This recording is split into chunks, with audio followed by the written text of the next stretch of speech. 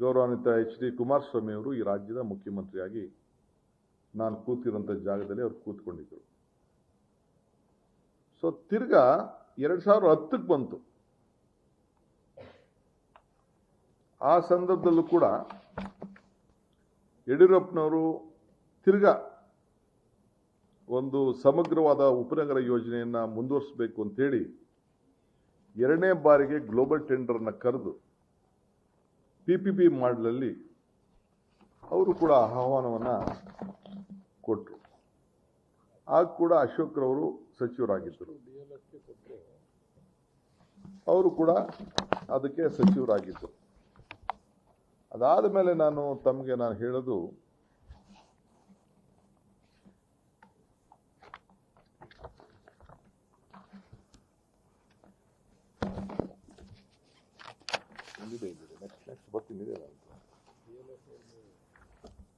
ಅದಾದ್ಮೇಲೆ 29/11/2006 ಗೌರವಾನ್ವಿತ ಮುಖ್ಯಮಂತ್ರಿಗಳಂತ HD ಕುಮಾರಸ್ವಾಮಿ ಅವರು ಸ್ವಲ್ಪ ಕಣ್ಣು ಮಂಜಾಗ್ಬಿಟ್ಟಿದ್ದಾರೆ.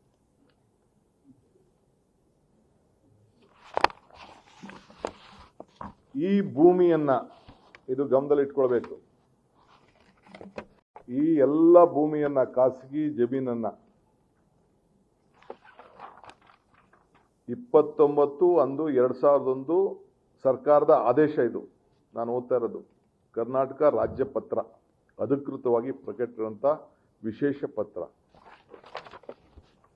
ಈ ಯೋಜನೆಯಲ್ಲಿ ಘೋಷಿಸಲ್ಪಟ್ಟ ಮೇಲ್ಕಂಡ ಗ್ರಾಮದಲ್ಲಿ ಯಾವುದೇ ಪ್ರಾಧಿಕಾರವಾಗಲಿ ಅಥವಾ ಯಾವುದೇ ವ್ಯಕ್ತಿಯಾಗಲಿ ಬೆಂಗಳೂರು ಮಹಾನಗರ ಪ್ರದೇಶ ಅಭಿವೃದ್ಧಿ ಪ್ರಾಧಿಕಾರ ವತಿಯಿಂದ ಪುನರ್ವಸತಿ ಪಡೆಯುವುದೇ, ಪೂರ್ವಾನುಮತಿ ಪಡೆಯದೆ ಯಾವುದೇ ರೀತಿಯಲ್ಲಿ ಅಭಿವೃದ್ಧಿಗೆ ಅನುಮತಿ ಕೊಡತಕ್ಕದ್ದಲ್ಲ ಅಂತ ಹೇಳಿ ಇದನ್ನ ರೆಡ್ ಝೋನ್ ಆಗಿ ಇದನ್ನ ಇಟ್ಟರು ಅವತ್ತು ಮಾನ್ಯ ಶ್ರೀ ಕುಮಾರಸ್ವಾಮಿ ಅವರು.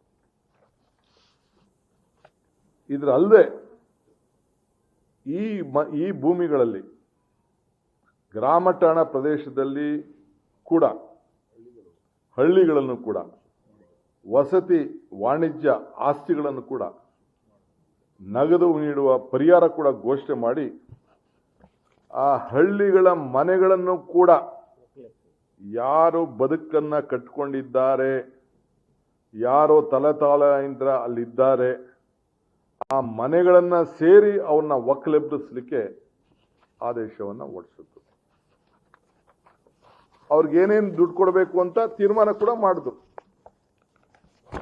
600 ಅಡಿ ಮನೆ ಇದ್ರೆ 9,000 ಅಡಿ ಕೊಡಬಹುದು, 600 ಚದರ ಇಂದ 9,000 ಇದ್ರೆ 1,200 ಅಡಿ ಕೊಡಬೇಕು. ಸೊ ಹಂಗಂತೇಳಿ ಅವ್ರದೇ ಆದಂಥ ವಿವರಗಳನ್ನು ಕೊಟ್ಟು 2,400 ಅಡಿ ಮೇಲಿರುವಂಥ ನಿವೇಶನ ಮನೆ ಇದ್ರೆ ಅವ್ರಿಗೆ 3,000 ಕೊಡ್ಬೋದು ಅಂತೇಳಿ ಅವರೇ ತೀರ್ಮಾನ ಕೂಡ ಮಾಡಿದ್ರು. ಅದಲ್ಲದೆ ಪ್ರೈವೇಟ್ ಡೆವಲಪರ್ DLFಗೆ ಪತ್ರ ಕೂಡ ಬರ್ಸಿದ್ರು ಅವರು. ಏನು ನೀವು ಜಾಗ ಇದೆ, ನೀವು ಬನ್ನಿ, ರಿಯಲ್ ಎಸ್ಟೇಟ್ ಅಂತ ಹೇಳ್ತಾರಲ್ಲ ನಮ್ಮ ಅಣ್ಣ, ಜಾಗತಿಕ ಟೆಂಡರ್ ಕರೆದು ಆ DLF ಅವ್ರ ಹತ್ರ ದುಡ್ಡು ಕೂಡ ಕಟ್ಸ್ಕೊಂಡ್ರು ಪಾಪ, 400 ಕೋಟಿ ರೂಪಾಯಿ.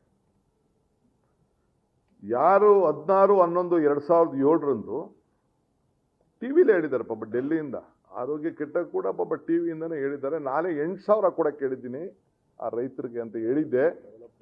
ಡೆವಲಪ್ಡ್ ಏರಿಯಾದಲ್ಲಿ 8,000 ಅಡಿ ಕೂಡ ಕೇಳಿದ್ದೀನಿ ಅಂತ ಅಂದ್ಬಿಟ್ಟು ಪಾಪ ಟಿವಿಲೂ ನಾನು ಅದನ್ನ ಗಮನಿಸಿದ್ದೆ. ನಾನು ಆಗ ರೈತನಿಗೆ 22 ಲಕ್ಷ ರೂಪಾಯಿಯಿಂದ ಕೃಷಿಗೆ ಭಾಗ ಆಯಿತು 25 ಲಕ್ಷ ರೂಪಾಯಿವರೆಗೂ ಕೂಡ ಕೊಡಬೇಕು ಅಂತೇಳಿ ಅವರು ಜಮೀನಿಗೆ ಫಿಕ್ಸ್ ಮಾಡಿದ್ರು.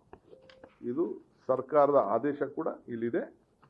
ಅವ್ರಿಗೆ 8,000 ಅಡಿ ಕೊಡಬೇಕು ನೀವು ಪರಿಹಾರ ಕೂಡ ಅಂತೇಳಿ ಅವ್ರಿಗೆ ತಿಳಿಸಿದ್ದಾರೆ.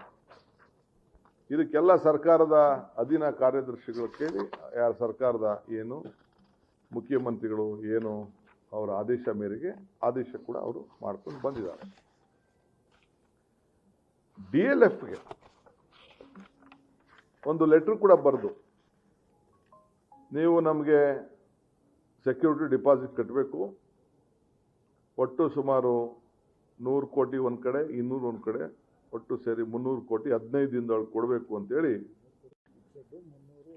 100 ಕೋಟಿ ಫಿಕ್ಸೆಡ್, 300 ಕೋಟಿ ಪೇ 15 ದಿನದಲ್ಲಿ ನೀವು ಕಟ್ಟಬೇಕು ಅಂತೇಳಿ ಅವ್ರಿಗೆ ಲೆಟರ್ ಆಫ್ ಇಂಡೆಂಟ್ ಮಾಡಿ ನೀ 15 ದಿನದಲ್ಲಿ ಅಗ್ರಿಮೆಂಟ್ ಮಾಡ್ಕೋಬೇಕು ಅಂತೇಳಿ ಮಾಡಿದ್ದಾರೆ.